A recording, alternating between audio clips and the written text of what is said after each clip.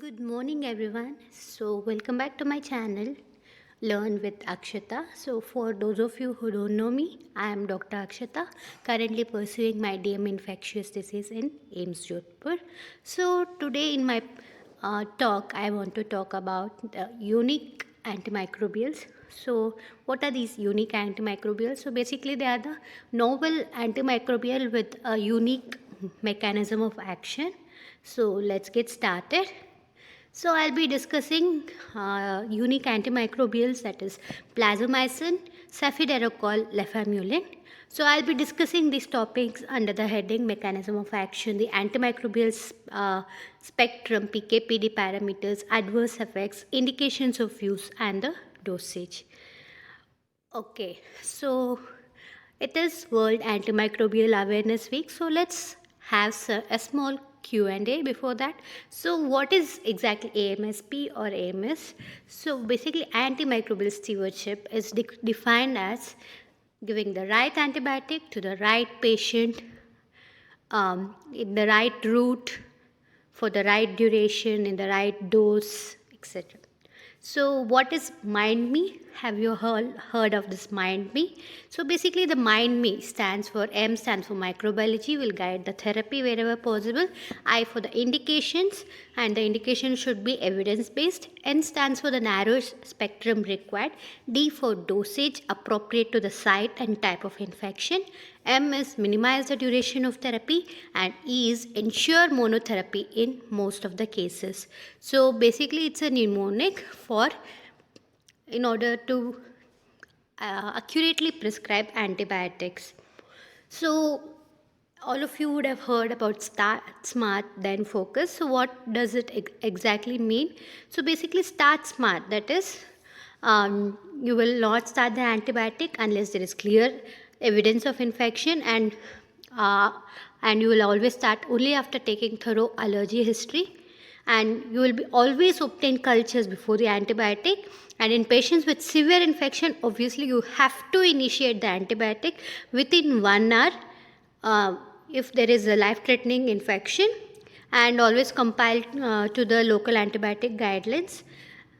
Art and then focus. So basically, then focus stands for uh, so at after so you would have sent the cultures. So after 48 to 72 hours, you are supposed to review the patient, the clinical diagnosis, and the requirement for the antibiotic. So then focus. So if there is no evidence of infection, you will have to stop the antibiotic, then switch from IV to oral if it is necessary, and change the antibiotic, either de-escalation. So if it is a sensitive strain, so you will have to de-escalate to a narrower spectrum, and wherever possible you can also initiate OPAT. What is OPAT? Outpatient parenteral antibiotic therapy.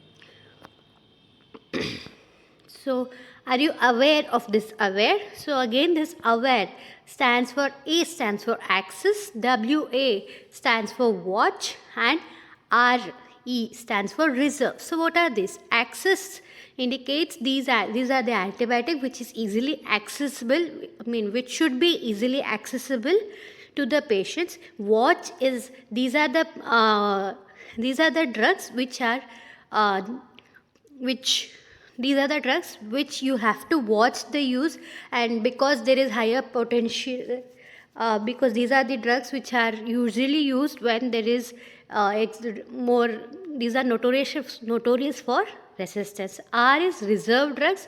So basically it's like your restricted antibiotics, so you will have to restrict or reserve it for as a last resort. So WHO has released these drugs, and there is a whole book which is available for this aware. So basically access, so these are the antibiotics: amikacin, ampicillin, amoxicillin, amoxiclav, cefazolin, clindamycin, doxycycline, nitrofurantoin, metronidazole, cotrimoxazole. So these are the access antibiotics. So this can be easily accessed and can be used in the patient. Watch and the antibiotic which are in watch is azithromycin, cefixime, ceftriaxone, ceftazidime, cefuroxime, vancomycin in IV and oral, ciprofloxacin, meropenem, and your piperacillin tazobactam, piptas. Reserve category. So most of you will be easily understanding this. So these are colistin, polymyxin, linezolid, fosfomycin, that is IV, ceftazidime avibactam, meropenem weberbactam, and your plazomycin. So here's a question. So can you classify this? So you can write. So here in this, nitrofurantoin stands for A, piptaz stands for piptaz is for watch, clindamycin A axis, fosfomycin is a reserve drug, and azithromycin will be in the watch. So what is the requirement of this novel antibiotics or newer antibiotics? So as we all are aware of that there is a steady increase in infections due to this MDR Enterobacteriaceae, and also these are known to have poorer outcomes. And currently the treatment options are very limited, and even though we have certain drugs, we can't use all the drugs because of the poor efficacy or the safety profile. And the newer BLBLI have come up, but again they act only on certain subsets of isolate, and there is emergence of resistance to even old as well as this newer BLBLI. So are you aware of this WHO priority pathogen? So can you classify these into your WHO priority pathogens? So WHO releases every year the WHO priority. So there is priority 1 is a critical, priority 2 is high grade, and the priority 3 is the medium. So basically this is for research and development of new antibiotics. Critical need is for your CRAB, that is your Acinetobacter baumannii, which is carbapenem resistant, and your carbapenem resistant Pseudomonas and your carbapenem resistant ESBL producing Enterobacteriaceae. So these are the ones which we are in critical need of newer antibiotics which can act on this. Then we have priority, that is priority 2, that is high, so which includes your VRE, VRSA, Visa, H Visa, etc. Also we have your fluoroquinolone resistant Salmonella, fluoroquinolone resistant Campylobacter, and Neisseria gonorrhoeae, which is cephalosporin and fluoroquinolone resistant. In priority 3 we have the medium, that is your penicillin non-susceptible Streptococcus pneumoniae, Haemophilus influenza, which is ampicillin resistant, and Shigella, which is only fluoroquinolone resistant. Okay, so as we all know, carbapenem resistance can be due to the production of carbapenemase, that is can be your KPC, NDM, or OXA. So what are the non-carbapenemase mode of carbapenem resistance? So first and foremost we have the AMC and the ESBL. In that we have certain category of this one which are carbapenem resistant, as well as additional mechanisms like your porin mutation and your Efflex pun.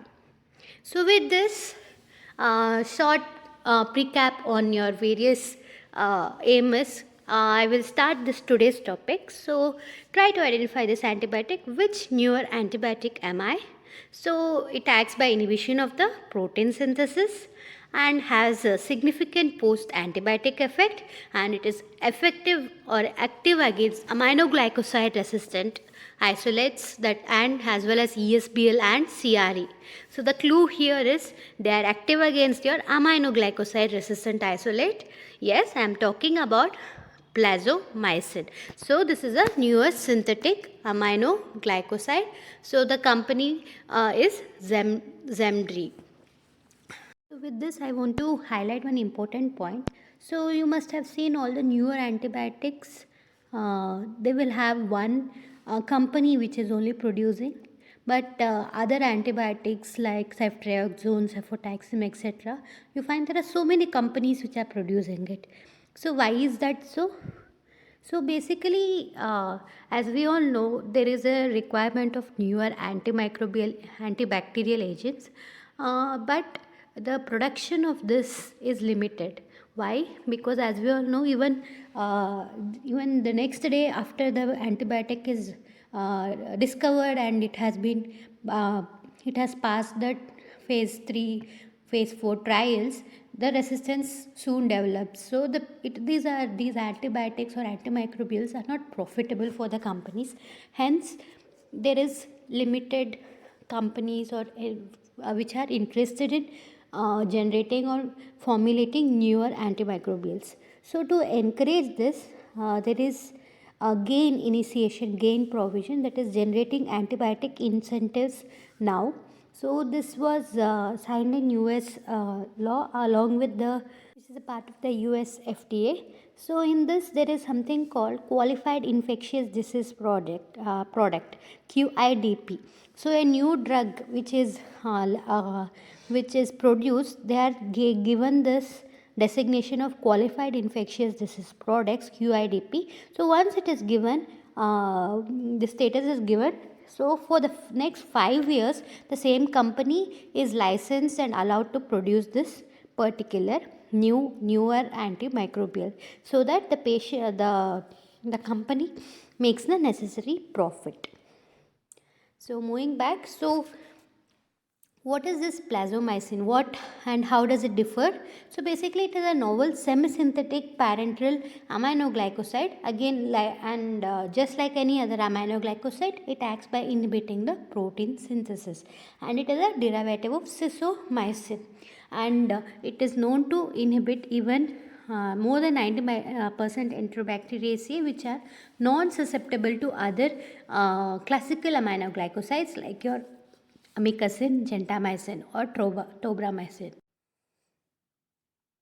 And it has low potential for clinical resistance, but just like any other aminoglycoside, its main action is by inhibiting the bacterial protein synthesis, and it has a concentration dependent bactericidal activity and has prolonged post antibiotic effect. So how does it actually differ then? So if all the other characters of aminoglycoside is retained, but how is it able to act on the various ESBLs and your CREs? So to understand how it differs, we need to understand the few basic concepts regarding the aminoglycoside resistance. The most common mechanism of aminoglycoside resistance is the chemical modification of the aminoglycoside, that is by the aminoglycoside modifying enzymes. Again, AMEs are of 3 subclasses: N-acetyl transferases, that is AAC, O nucleotidyl transferases, that is ANT, and your O phosphotransferases, that is your APH. And again under this we have various types. So here plasmomycin differs from your usual aminoglycoside by 3 important structural modification. So what are these? So here you can see there is in the 3' and the 4' region, there is lacking of the hydroxyl group, which will protect it against this ANT44 and APH3.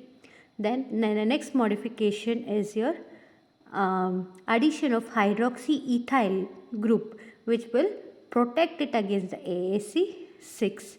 And then last modification here you can see is by the addition of this N1 substitution.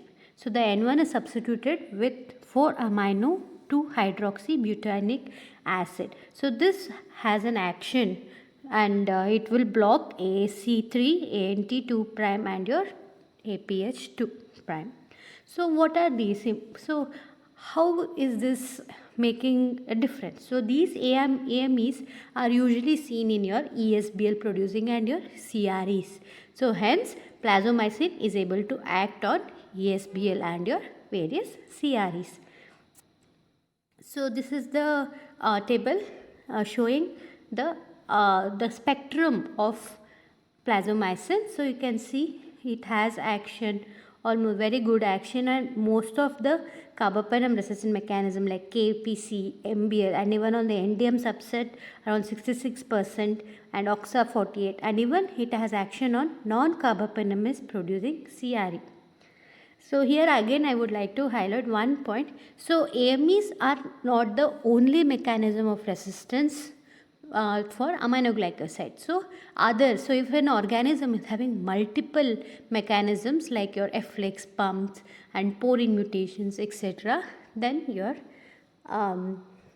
then this plasmomycin will not act. And one more resistance mechanism to plasmomycin is your other mechanism like your 60 methyl transferases.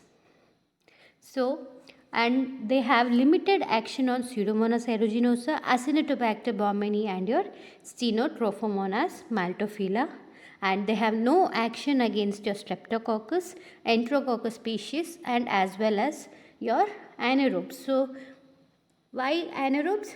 So this is again a property of your aminoglycoside. So as you all, if you all can recall, see this aminoglycoside, before it acts on the protein synthesis. So before it acts, the basic mechanism of entry is mediated by oxygen nitrogen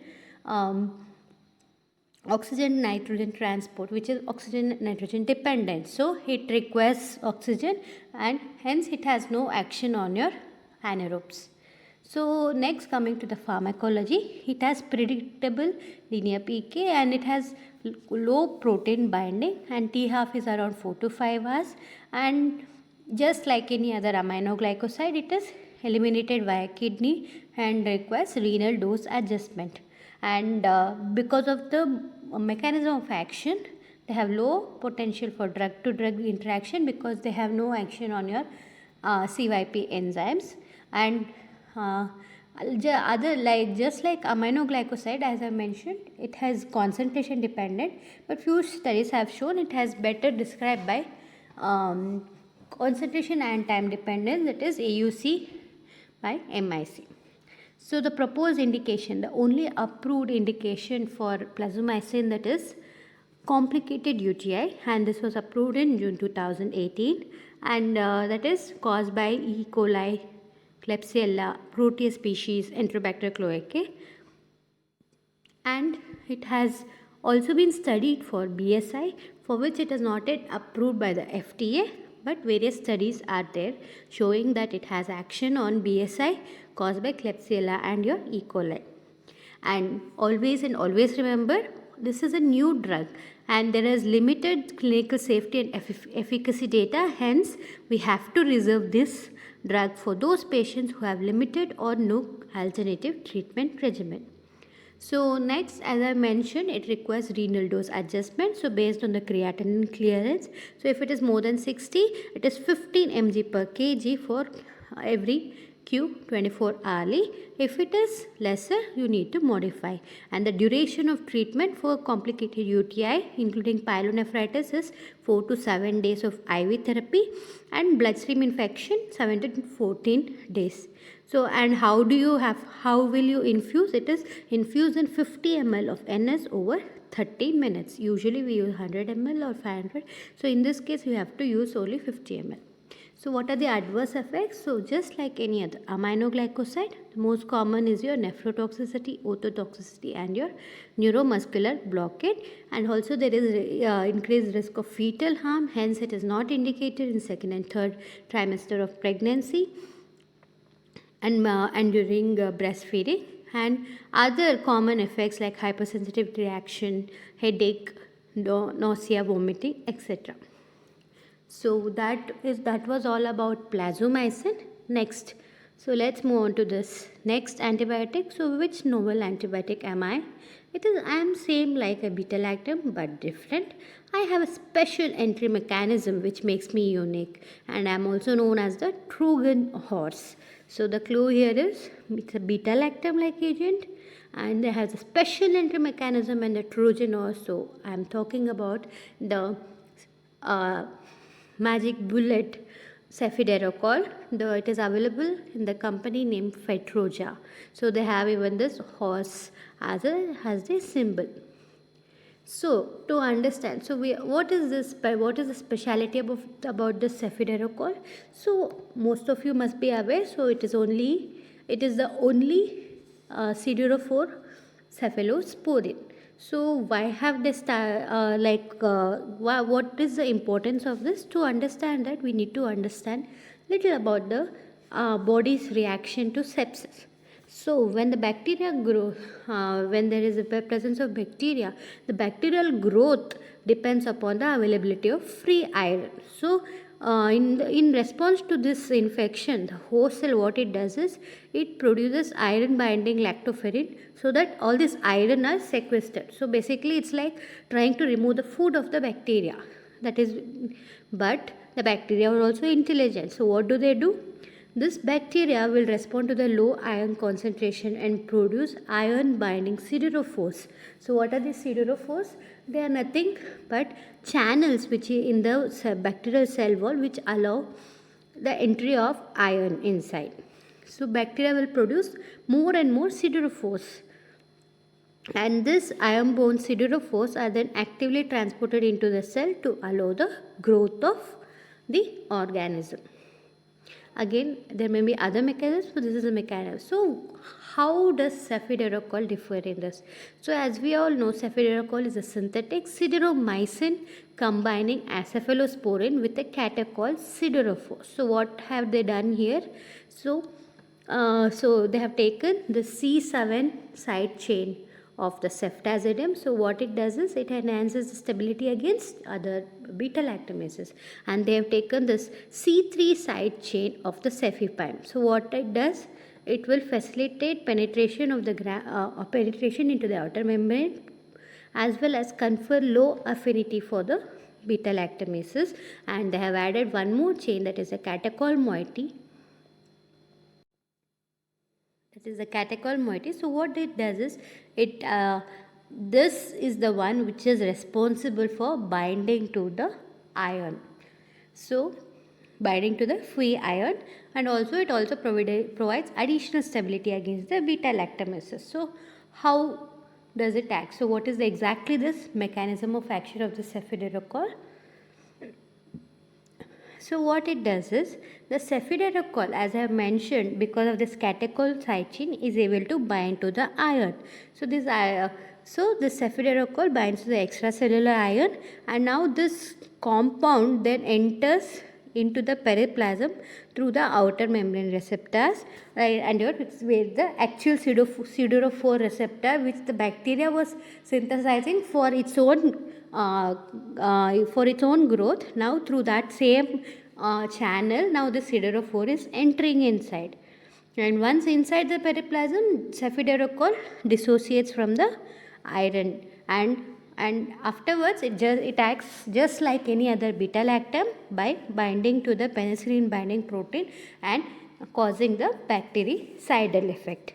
So by doing so, what all mechanism of resistance it has overcome? So as I mentioned, because of the various side chain, it has intrinsic stability against the various beta lactamases, and now because it is entering through a specialized siderophore receptor instead of the usual outer membrane protein, it has, so it will remain effective even if there is some mutation in this porin channel, and also it is saved from the effects of the efflux pumps. So basically it has overcome the porin mutations, the efflux pump and various beta lactamases. So this is the only antibiotic acting against most of the mechanism of resistance we know, that is KPC, only MBL producer, OXA48, so all your carbapenemases, and it also has action on carbapenem resistant Pseudomonas, carbapenem resistant Acinetobacter, and even Stenotrophomonas. So it looks like a wonderful antibiotic, a magic bullet against all sorts of resistance mechanism we know of. And when you look at the spectrum of activity, so basically this antibiotic has an action only on your aerobic gram negative bacilli. So you have to remember this, it has action only against aerobic gram negative bacilli. Hence when you're giving it in as a treatment, so if you are in treatment of your abdominal infection, suppose, you have to give adequate anaerobe coverage as well as your gram positive coverage depending upon the situation. and as I mentioned, it has action or stability against various beta-lactamases, including class A, B, C, D, that is KPC, NDMs, OXA48, AMC, etc. And also, as I mentioned, it has action against porine channel deletion mutations like OPRD and efflux pump regulation also.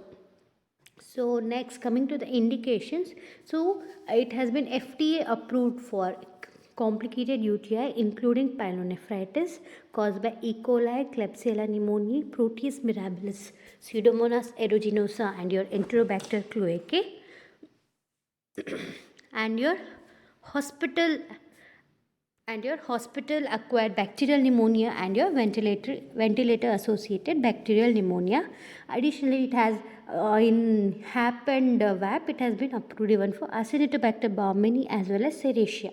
Apart from this, it has in vitro, it has been demonstrated to be active against most of your other non-fermenters, including Trophomonas, Burkholderia, Proteus, Citrobacter, Providentia, etc.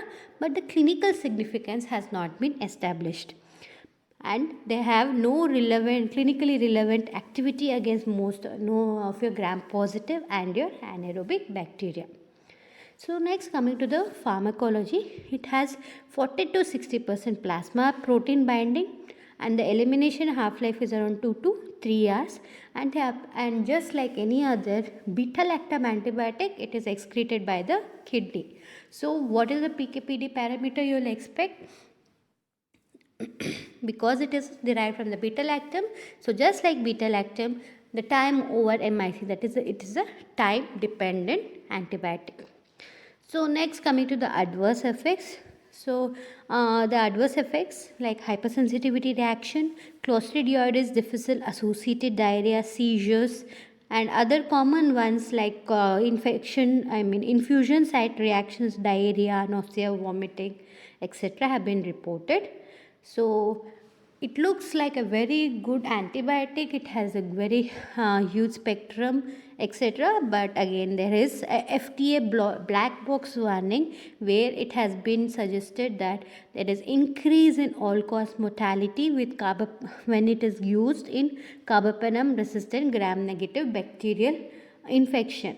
So again, the exact cause of this has not been studied in the subgroups because of the lack of data, and the mortality when the patients were treated with cefiderocol when compared to the best available therapy was 24.8% compared to 18.4%.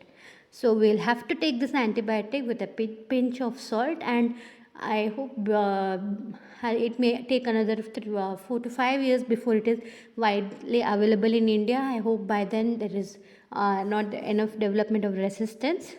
So how will you give, or how do you administer, and what is the dosage? So it is 2 gram IV Q8 hourly infused over 3 hours.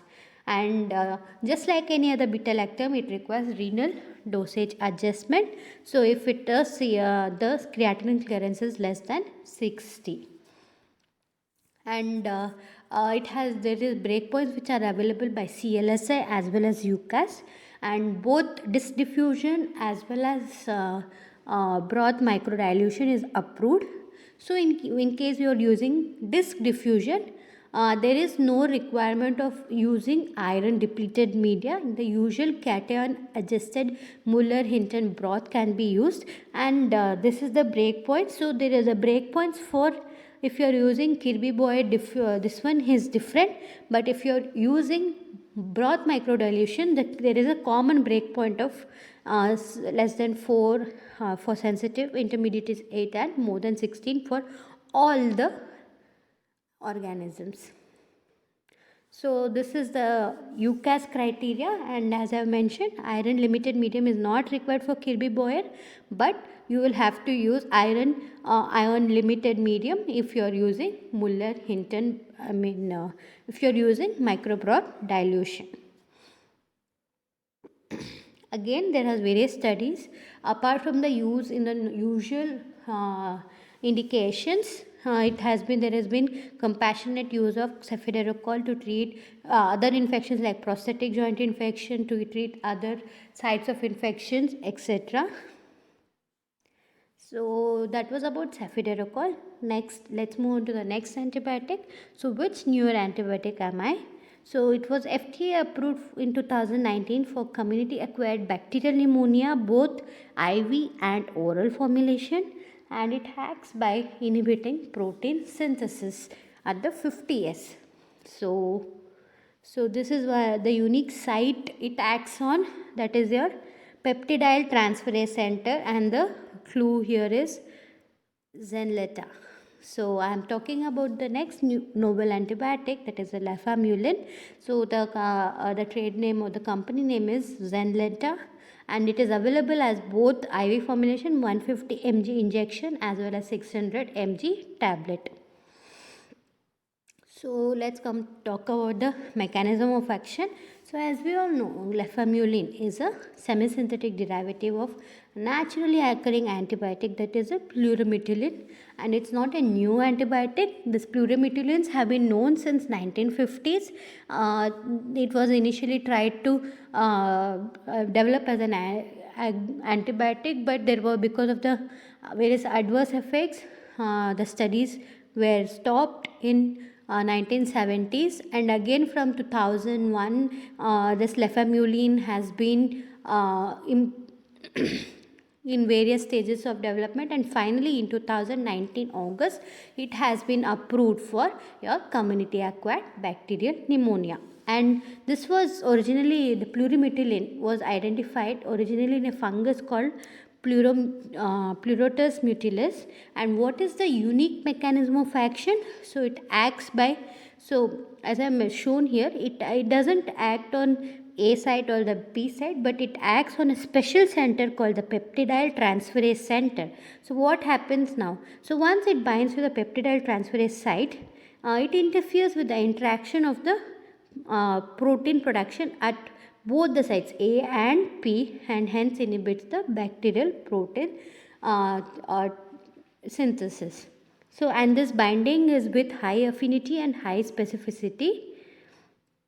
Then and it acts at a molecular site other than of other antibiotics. Hence, it has because of this mechanism of action, it doesn't have any cross resistance, and as well as have low propensity to develop bacterial resistance. So coming to the spectrum of activity, so it has action on gram positive, gram negative, atypical organisms and your anaerobes. So gram positive, it has action on Streptococcus pneumoniae, Staphylococcus aureus. So MSSA has been widely studied. MRSA, the clinical data is not available, but in vitro there is sensitivity reported even against MRSA, VISA, VRSA and your VRE. And important point to note here is it has no action on Enterococcus faecalis, but it has action on your Faecium. Then atypical organisms like your Mycoplasma, Legionella, Pneumophila, Chlamydophila pneumoniae, Mycoplasma genitalium, and your gram negatives like your H. influenzae, and anaerobes, it has action on your Clostridium perfringens, Peptostreptococcus, etc. So when you look at this spectrum of activities, so what is the main thing you can, what are these causing? So you can see it has action on gram positive and atypical. So it is a very good agent for your community acquired pneumonia, and that is why it has been approved. Next, it has no action on Pseudomonas aeruginosa, Acinetobacter and your Enterobacteriales. So what are these organisms usually associated in pneumonia? So they are usually associated with your VAP or healthcare associated pneumonia. Hence it has there is no role of lefamulin in hospital acquired bacterial pneumonia or your ventilator associated bacterial pneumonia. So this is the first class of plurimetylin, and it has been developed for targeted empiric community acquired bacterial pneumonia as monotherapy because of its spectrum of activity, and the studies have shown that to be effective, and because they have convenient IV and oral formulation which is available. So when you look at the various studies, it is infections and the studies which is there on lefamulin. So it community acquired bacterial pneumonia, after it has passed the phase 3 trial, it has been approved by FDA for the community acquired bacterial pneumonia. The other, so because of the spectrum of activity, so you can see it has action on most of your gram positive and some of your gram negative, which causes, so these are the organisms which usually cause your skin and skin structure infection. So acute, it has been studied for your acute bacterial skin and skin structure infections as well. Then again, whatever the FDA approval for the drug is for adults more than 18 years, and hence the same infections, the pediatric population also has been studied, which has reached just the phase 1, is in the phase 1 trial. And again, for osteomyelitis, prosthetic joint infection, it has been studied. Next, we are coming to the pharmacology. So it has both time dependent and concentration dependent kinetics. That is the parameter, parameter which is PD parameter, which is important, is the AUC by MIC, and it has around 80 to 87% plasma protein binding, and the dose adjustment is required if the patient is having mild to moderate liver impairment, like that is a child pug grade A or grade B, doesn't require. But if the patient is having severe liver disease like a child pug grade C, it will require dose modification. And what is the dose? So IV 150 mg every 12 hourly for 5 to 7 days, and oral is 600 mg every 12 hours for 5 days. And again, important thing is the bioavailability is 25%, and they have the metabolism is by CYP3A4. So what is the implication of this? So basically, because it has been metabolized by CYP3A4, you can expect various drug interactions, and the excretion is mainly by feces and your urine, and the T-half is around 8 hours. So next, coming to the adverse effects. So as I mentioned, because it has metabolized by the CYP3A4, there is drug interaction, so which we have to be very careful about. And also it causes QTc prolongation and causes fetal harm, and hence it is contraindicated in pregnant females. And other things are elevated liver enzymes and injection site reactions and the GI disturbance. So next, let's summarize with the rapid fire. So plasmomycin differs from aminoglycoside by structurally in 3 different places. Plasmomycin is FDA approved for CUTI, that is complicated UTI only. Cefiderocol has no action on, so it is active only against your aerobic gram negative bacilli, and hence it has no action on gram positive and your anaerobes. Lefamulin, what is the mechanism of action? Unique mechanism of action.